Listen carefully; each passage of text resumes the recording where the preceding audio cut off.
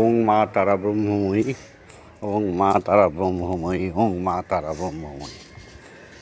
এই হচ্ছে ভববন্ধুর ছাদ বাগান। এই যে ভববন্ধুর ছাদ বাগান, এই হচ্ছে মৃত সঞ্জীবনী বাগান। পুরাকালে সমুদ্র মন্থন যখন হয়েছিল,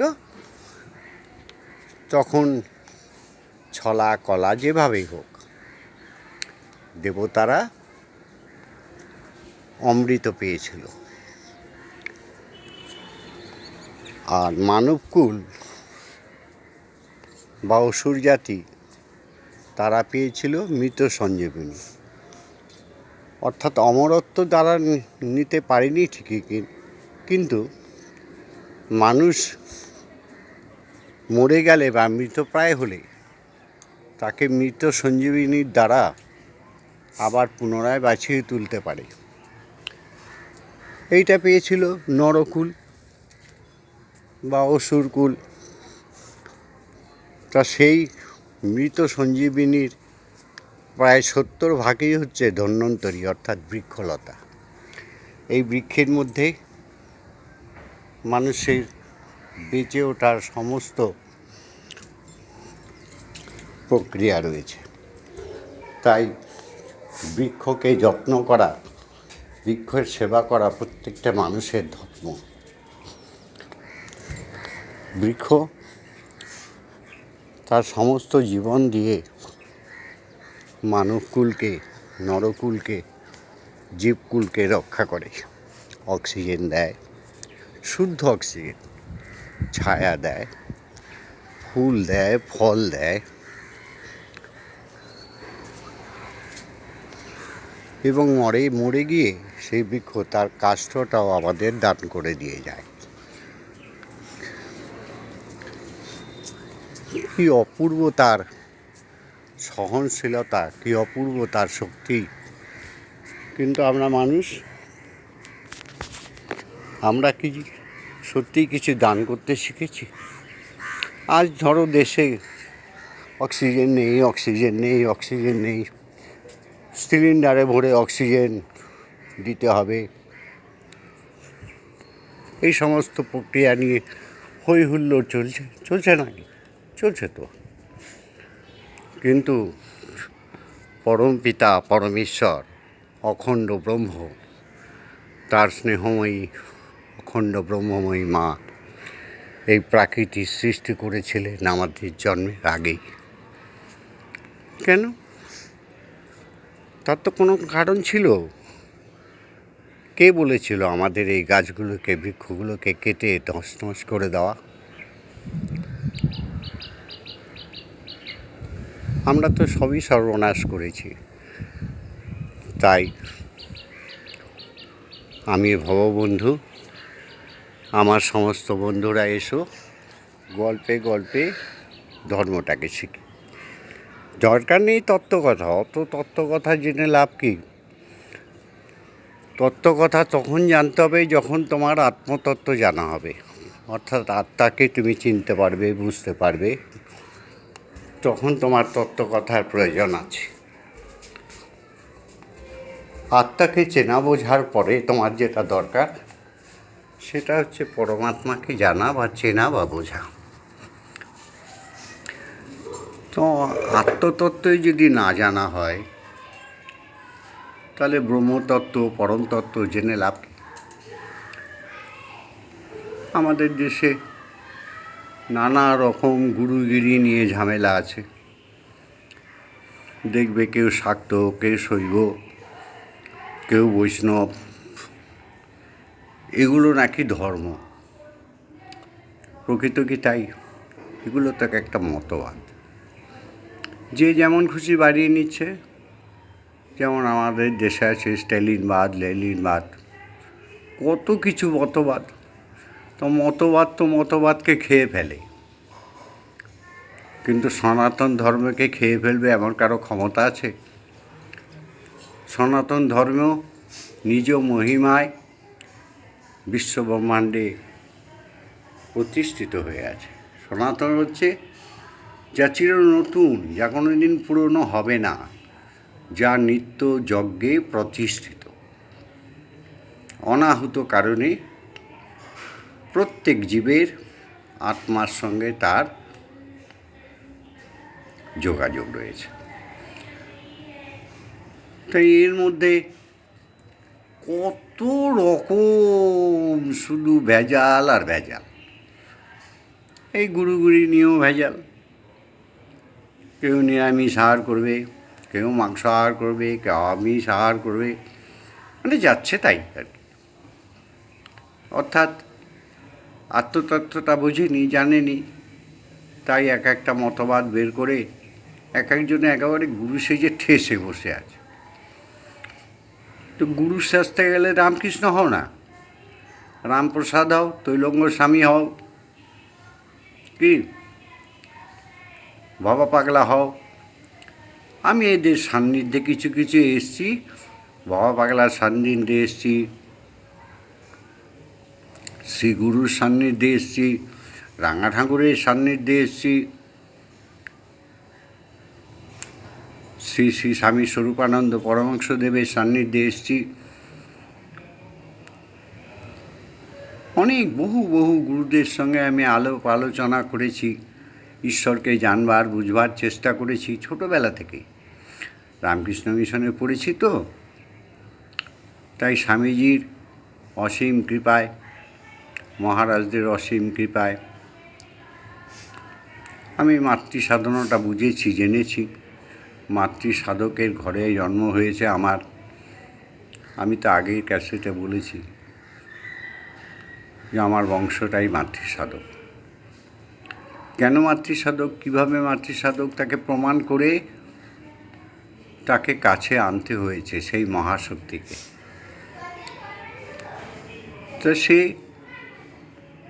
শক্তি অর্জন করার জন্য যে ধ্যান ধারণা সাধন ভজনের দরকার, বর্তমানে তা তো প্রায় লুপ্ত হতে চলেছে। কেবল হিংসা আর হিংসা, যে যা খুশি একটা মতবাদ তৈরি করে গুরু সেজে বসে আছে। মনে হচ্ছে যেন যার যার পৈতৃক সম্পত্তি, মন্ত্র তন্ত্র সাধনা উপাসনা তপস্যা, এগুলো মনে হয় যেন ওদের পৈতৃক সম্পত্তি, ওরা ছাড়া কেউ আর এটা ব্যবহার করতে পারবে না। যেমন ধরো ব্রাহ্মণের ঘরে জন্ম নিলেই ব্রাহ্মণ, একটা টাইটেল পেয়ে গেছে, চ্যাটার্জি মুখার্জি ব্যানার্জি ইত্যাদি ইত্যাদি, তার ঘরে জন্ম নিলেই সে ব্রাহ্মণ। এখন তার ব্রাহ্মণের কোনো গুণ থাক বা না থাক, সে ব্রাহ্মণ হয়ে বসে আছে। এইরকম গুরুদের নিয়েও বিরাট একটা বিভ্রাট আছে। আমি এই মন্ত্র দিই, এই মন্ত্র কেউ ব্যবহার করতে পারবে না, আমি ওই মন্ত্র উচ্চারণ করি, ওই মন্ত্র কেউ উচ্চারণ করতে পারবে না। এই যেন বিশ্বলয়ে এক বিরাট জালিয়াতি চলছে, কি ধর্মে কি অধর্মে। যাকে সে তো অনেক ব্যাপার, অনেক কথা বুঝিয়ে বুঝিয়ে বলতে হবে, ছোট্ট ভিডিওর মধ্যে তো অত বলা যায় না। তাই এসব আমরা হাসতে খেলতে ধর্ম শিখি। প্রথমে ধর্ম হচ্ছে যা ধারণ করা যায়, যা তুমি ধারণ করবে তা তোমার আত্মা শরীরে থাকা পর্যন্ত অস্বীকার করা যাবে না, তার নাম ধর্ম। যদি বলো কেমন, যেমন ধরো তোমার মাতৃগর্ভ থেকে তুমি জন্ম নিয়েছ, মাকে মাই বলতে হবে, তাকে কাকিমা জেঠিমা বলতে হবে না, অর্থাৎ এটা তুমি ধারণ করলে। যেমন পিতাকে পিতা বলে মেনে নিয়েছ, তাকে আর পরিত্যাগ করা যাবে না, এটার নাম ধর্ম। যেমন ধরো কোনো স্ত্রী তার স্বামীকে স্বামী বলে গ্রহণ করেছে, তাকে আর পরিত্যাগ করা যাবে না। কোনো পুরুষ তার স্ত্রীকে স্ত্রী বলে গ্রহণ করেছে, সেই পুরুষ আর তাকে পরিত্যাগ করতে পারবে না। অর্থাৎ আত্মাসত্তা দিয়ে যাহাকে গ্রহণ করে বর্জন করা যায় না, তার নাম ধর্ম। দেখো তোমার হাতের ধর্ম, তোমার চোখের ধর্ম দেখা। এবার তুমি ইচ্ছে করে মনে করলে আমি চোখ বন্ধ করে চলবো, তার মানে এটা অধর্ম। তুমি গিয়ে পড়বে একটা অন্ধকূপে, কি? অর্থাৎ যাহাকে তুমি হৃদয়ের দ্বারা আত্মার দ্বারা গ্রহণ করে পরিত্যাগ করতে পারবে না, তার নাম হচ্ছে ধর্ম। এটা সত্য, আর সত্যমেব জয়তে, সত্যের জয় হয়। এবার ধরো সত্য নেই পৃথিবীতে, আছে কি? সত্যকে কজন মানে? তুমি চাকরি করতে যাবে, তোমাকে তো বেতন দেয়, তাহলে তুমি ঘুষ খাবে কেন? সত্যকে কি করে মানবে বলো তো? তুমি বিচার করতে গেলে তুমি বিচার করবে না।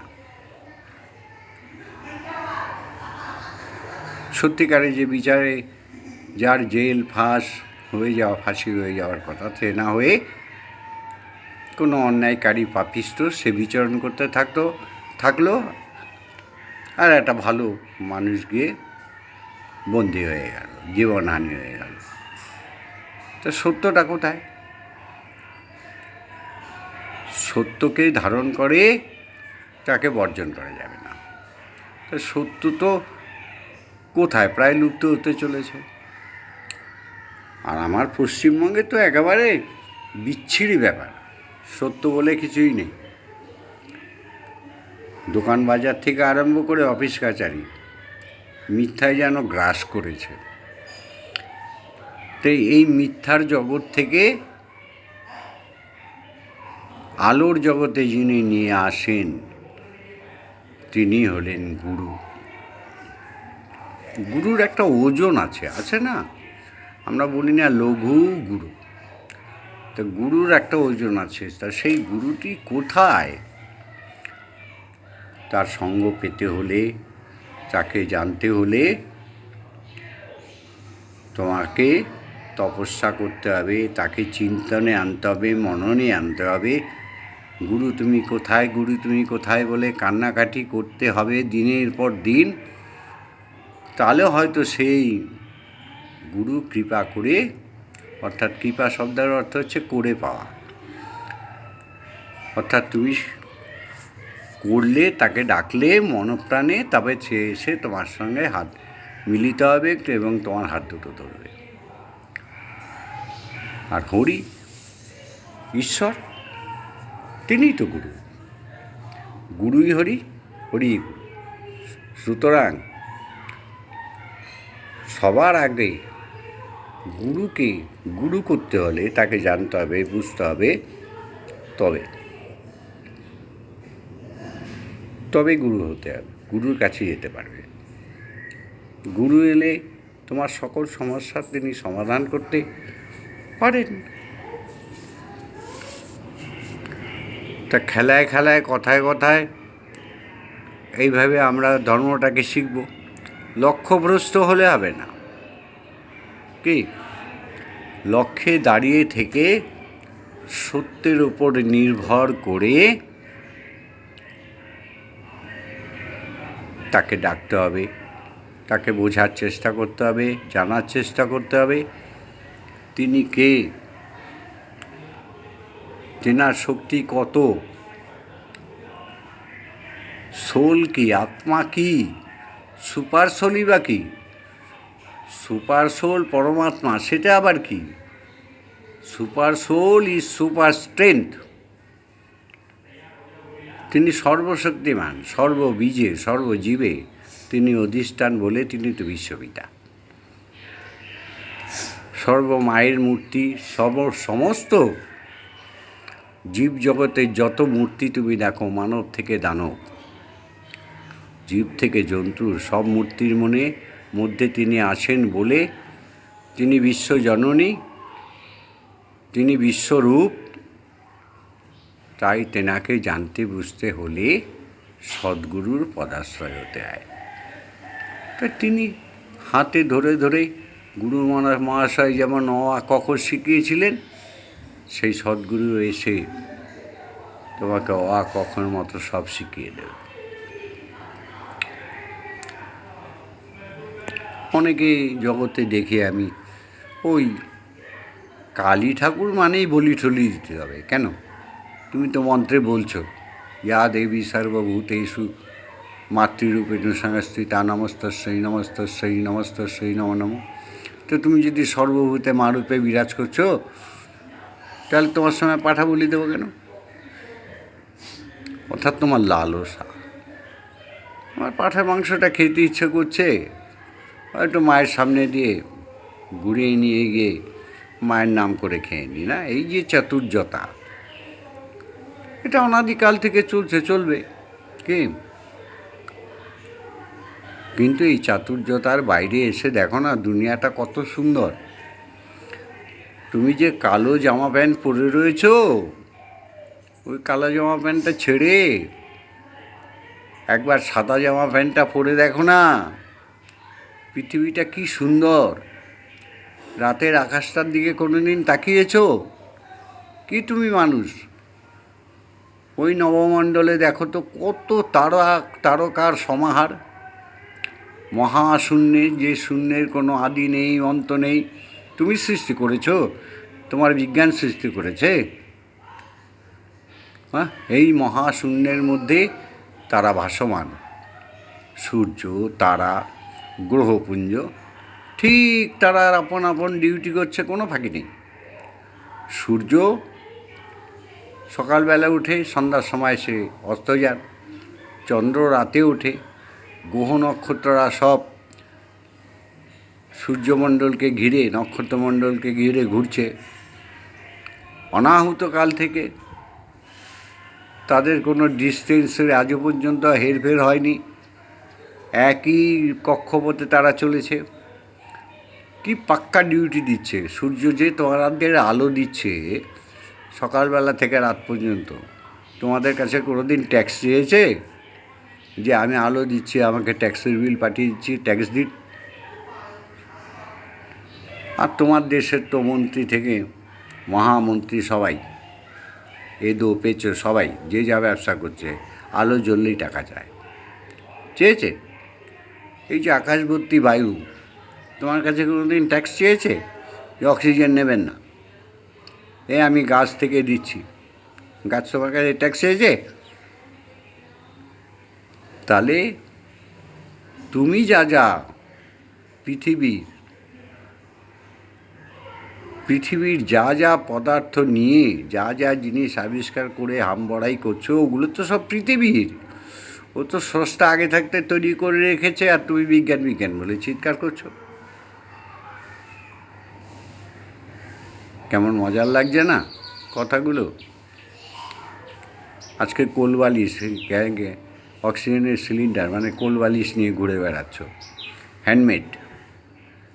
কেন এত আকাশ ভর্তি অক্সিজেন ভালো লাগেনি? বড় বড় কথা, প্ল্যান নেই, প্রোগ্রাম নেই, গাছ কাটো গাছ কাটো গাছ কাটো, জলাশয় বন্ধ করো বন্ধ করো বন্ধ করো। জলাশয় তোমার কী ক্ষতি করেছে? জলাশয় বন্ধ করেছো, আজ ভূগর্ভে জল নেই। ওটা তো সস্তার সৃষ্টি, ওপর থেকে বৃষ্টি হবে, জলাশয়ে জল জমবে, তার নিচে শোষণ হয়ে নামবে পাতালের থেকে, আবার রেকটিফাইড হয়ে জল তোমরা খাবে, আমরা খাবো।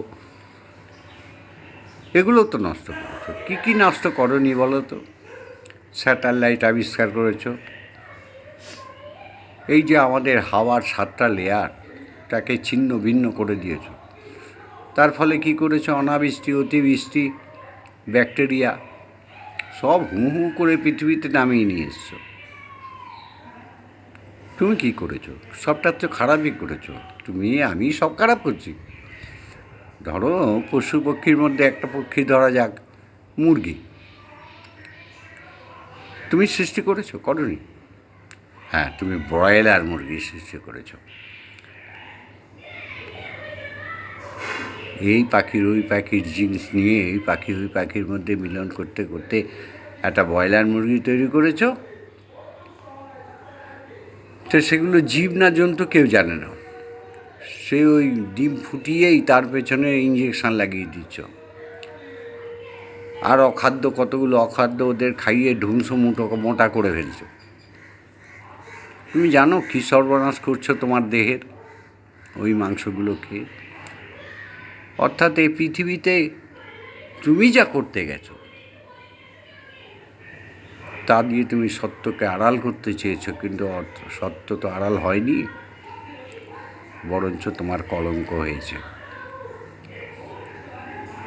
এই কলঙ্ক থেকে বিরত থাকতে হবে, তবে সেই গুরুর সান্নিধ্যে আমরা যেতে পারবো, আসল সত্য বুঝতে পারবো। আসল সত্যটা কী সেটা জানা বোঝার জন্য গুরুর চরণে আশ্রয় নিতে হয়। তিনি হচ্ছে আমাদের সদ্গুরু, যিনি কৃপা করে আমাদের কাছে আসেন, যার দর্শনের জন্য আমাদের লালায়িত হয়ে উঠতে হয়। দেখো, এই সঙ্গীতের জন্য তো আরাধনা করতে হয়, তো সাধনা করতে হয়। সরস্বতী, স্বর যোগ সতী, যুগান্ত সরস্বতী। সতী শব্দের অর্থ হচ্ছে শুভ্রতা, সত্যতা। স্বর শব্দের হচ্ছে ধ্বনি। যে ধ্বনিতে শুভ্রতা, স্বচ্ছতা থাকে সে সরস্বতী রূপ নিয়ে সুরে রূপান্তরিত হয়ে যায়। তা আমাদের দেশে যে বড় বড় গায়করা ছিল, যেমন ধরা যাক মানবেন্দ্র মুখোপাধ্যায়, লতা মঙ্গেশকর, এরা সুরের জন্য কত সাধনা করেছে।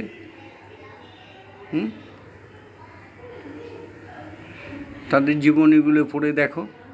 আর এখন যে সঙ্গীত, সেটা কি সঙ্গীত নাকি? এখনও তো ভালো ভালো গায়ক রয়েছে। কি ভালো সে তো আমরাই বুঝি, নাকি?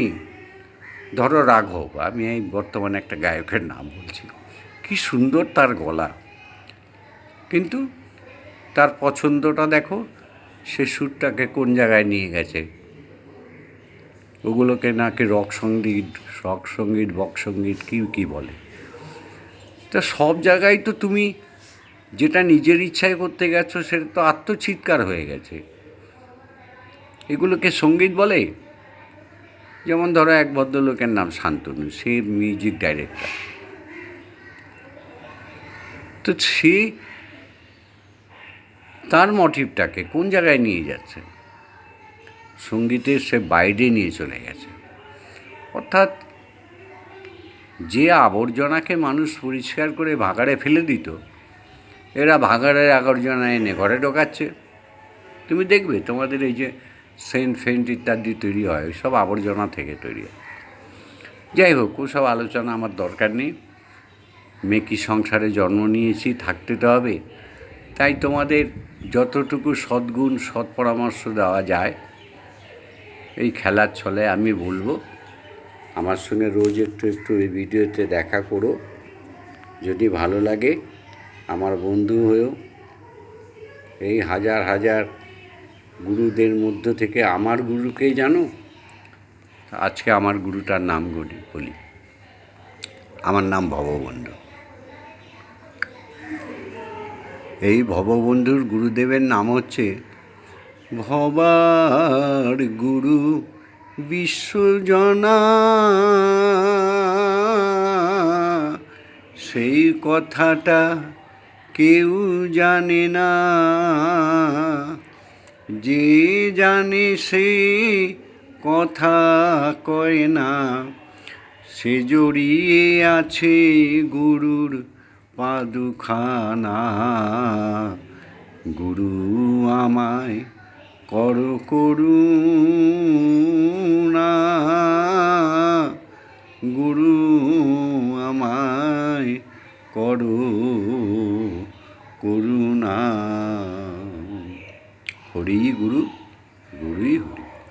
তবে আমার প্রথম গুরু আমার মা বাবা। এই মা বাবার প্রেরণায় আমি স্বামী পূর্ণানন্দ স্বামীজির কাছে অধ্যয়ন করেছি। নামটা হয়তো তোমরা শুনেছ। সেখান থেকে আমার শিক্ষিত জীবন শুরু হয়। তার প্রেরণায় মাতৃ সাধনা শিখতে শুরু করি। আমার মা বাবার প্রেরণায়, পূর্ণানন্দজির প্রেরণায়, ভবা পাগলার প্রেরণায় আমি তার সঙ্গে মিশেছি। রাঙা ঠাকুরের প্রেরণায়, কি কত শত গুরু, সবার কাছে দৌড়েছি। সবার কাছে একটা প্রশ্ন ছিল, আমি মায়ের দেখা পাবো কী করে? ব্রহ্মকে জানবো বুঝবো কী করে? ঘুরতে ঘুরতে পরিশ্রান্ত হয়ে আবার মায়ের বক্ষে এসে আছড়ে পড়েছি, মাগো মাগো আমায় শিখিয়ে দাও মা।